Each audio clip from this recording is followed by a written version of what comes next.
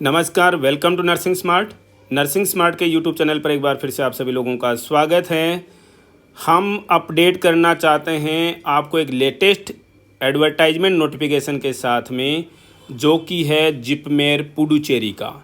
इसके लिए हाल ही में जब नॉर्सेट का एग्ज़ाम हुआ, उससे ठीक 10 दिन पहले भी इसका एग्ज़ाम हुआ था, जिसका रिज़ल्ट ऑलरेडी डिक्लेयर हो चुका है। लगभग 100 कुछ पोस्ट थी और उसके ठीक 1-2 महीने के अंदर ही नई पोस्ट जो हैं अनाउंस कर दी गई हैं जिपमेर पुडुचेरी के द्वारा। तो चलिए इस छोटे से सेशन में हम डिस्कस करेंगे कि क्या हैं ये पोस्ट और कितनी हैं, क्या स्कीम है एग्जामिनेशन का और किस तरीके का एग्ज़ाम का जो पैटर्न है वो रहने वाला है।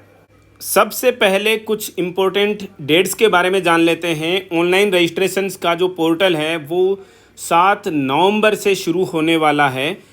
ऑनलाइन रजिस्ट्रेशन जो है वो 1 दिसंबर तक ओपन रहेंगे, यानी 1 दिसंबर लास्ट डेट है। हॉल टिकट्स जो हैं वो वेबसाइट से 10-12 तक जो हैं वो डाउनलोड कर लिए जाएंगे, 10-12 से डाउनलोड होना शुरू हो जाएंगे।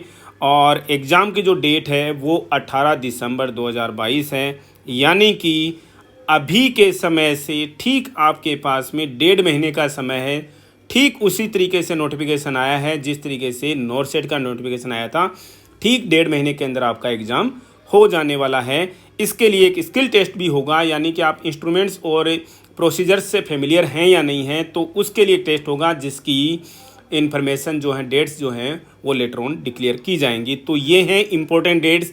7 से शुरू होगा 1 तारीख तक, 10 को हॉल टिकट डाउनलोड होना शुरू हो जाएंगे और 18 तारीख जो है वो एग्ज़ाम की डेट है। देख सकते हैं आज की डेट का नोटिफिकेशन है। पोस्ट का नाम है नर्सिंग ऑफिसर और ये पोस्ट कोड है। स्टार किस वजह से लगा हुआ है पहले ही बता देते हैं। यहाँ पर 80-20 का रेशियो है, क्या लास्ट में था पिछले एग्ज़ाम में। अब की बार भी इन्होंने 80-20 नहीं लिखा, इन्होंने लिखा है कि 80% सीट जो हैं वो किसके लिए, फीमेल कैंडिडेट्स के लिए रिजर्व्ड हैं। इसका मतलब कतई ये नहीं है कि 20% जो है वो मेल्स के लिए है। हालांकि इन्होंने क्लियर नहीं किया, लेकिन हम आपको बता देते हैं 99% ऐसा ही है। और अगर इनके इस लैंग्वेज को देखें तो इनका कहने का मतलब है 80% रिजर्वेशन है फीमेल कैंडिडेट्स का। 20% में भी फीमेल्स आ सकती हैं, लेकिन ऐसा नहीं है जहाँ तक हम सोच रहे हैं, जहाँ तक हमारी समझ है, जहाँ तक हमारी नॉलेज में है।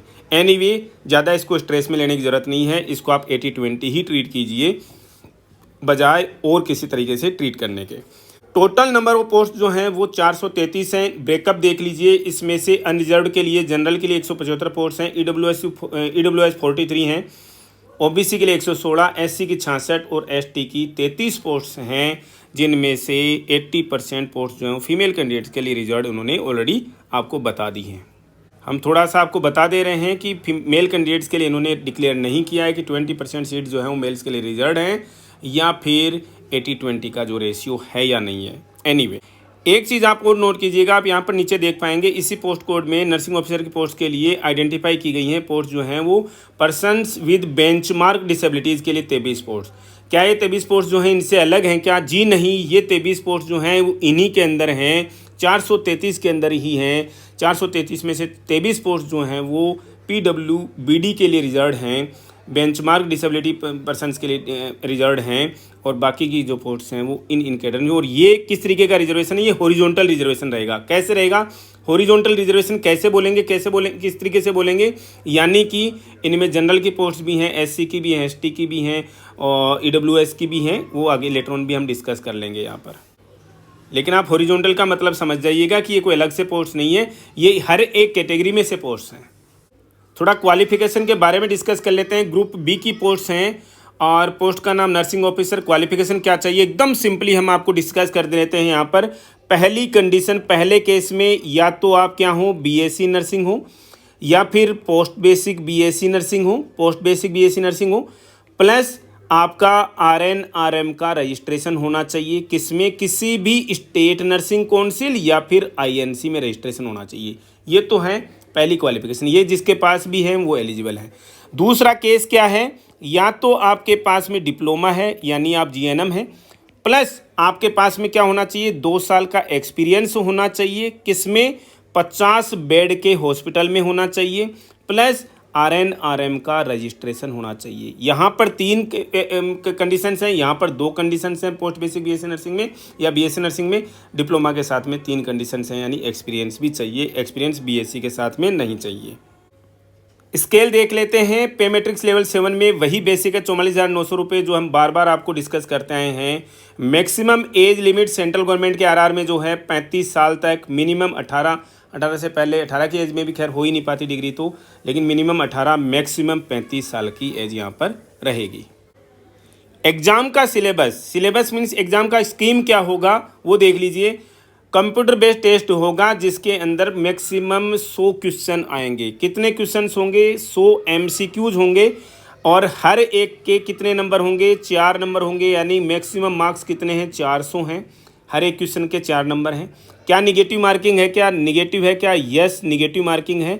हर एक गलत क्वेश्चन का 1 नंबर काट लिया जाएगा आपका, यानी कि 1/4 या फिर 25% निगेटिव मार्किंग है। जो 100 क्वेश्चन से हैं उनमें से 70 क्वेश्चन जो हैं वो कहाँ से आएंगे? नर्सिंग से ही आएंगे।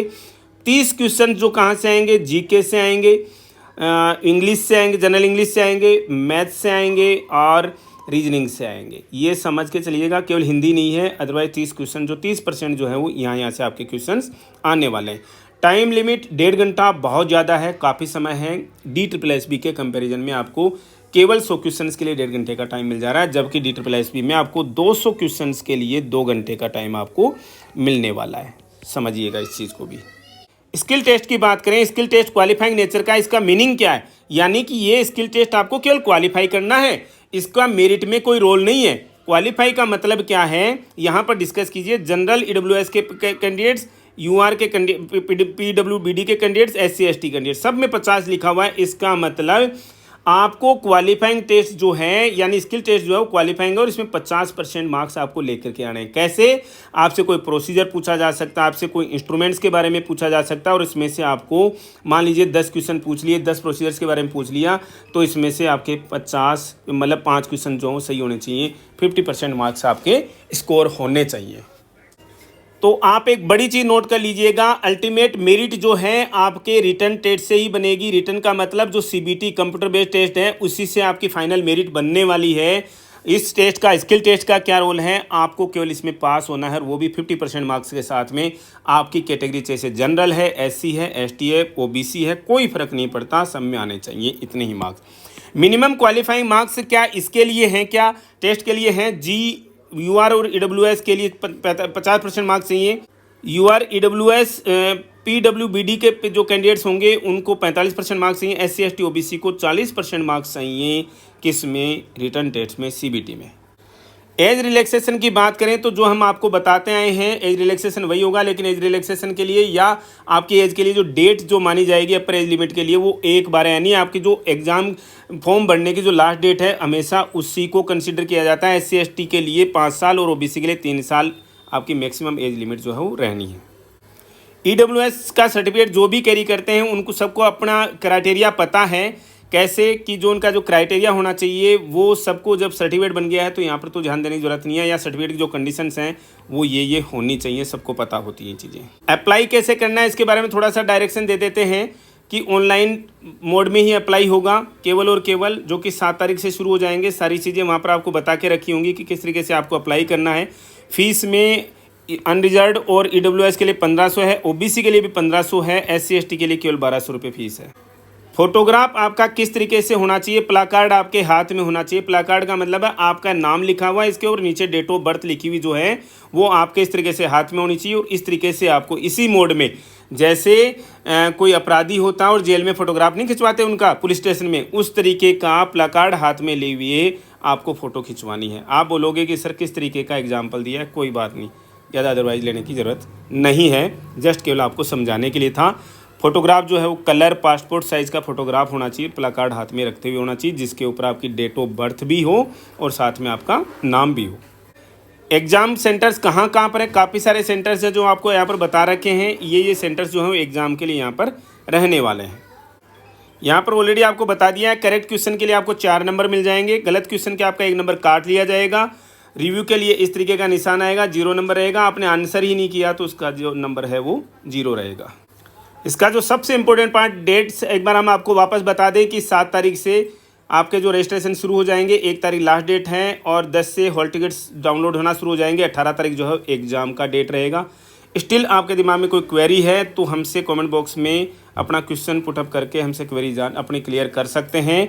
80-20 रहेगा, जी रहेगा। हालांकि इन्होंने लिखा नहीं है, इन्होंने 80% रिजर्वेशन लिखा है लड़कियों के लिए, फीमेल कैंडिडेट्स के लिए, जिसका मतलब तो बहुत ज़्यादा अलग हो जाता है। यानी 80% सीटें लड़कियों की हैं और उन 20% सीटों में भी लड़कियां आ सकती हैं। हालांकि ऐसा नहीं होना चाहिए, ये 80-20 होगा। कुछ जो टाइपिंग का जो है, एरर तो नहीं कहेंगे, लेकिन टाइपिंग का जो तरीका है, लैंग्वेज का जो तरीका है, इन्होंने इस तरीके से लिख दिया है। लास्ट टाइम आई थिंक इन्होंने 80-20 क्लियर कर लिखा था। लास्ट टाइम का नोटिफिकेशन मुझे देखना पड़ेगा एक बार के लिए। इस वीडियो में इतना ही, मिलते हैं वेरी नेक्स्ट अपडेट के साथ। Thank you.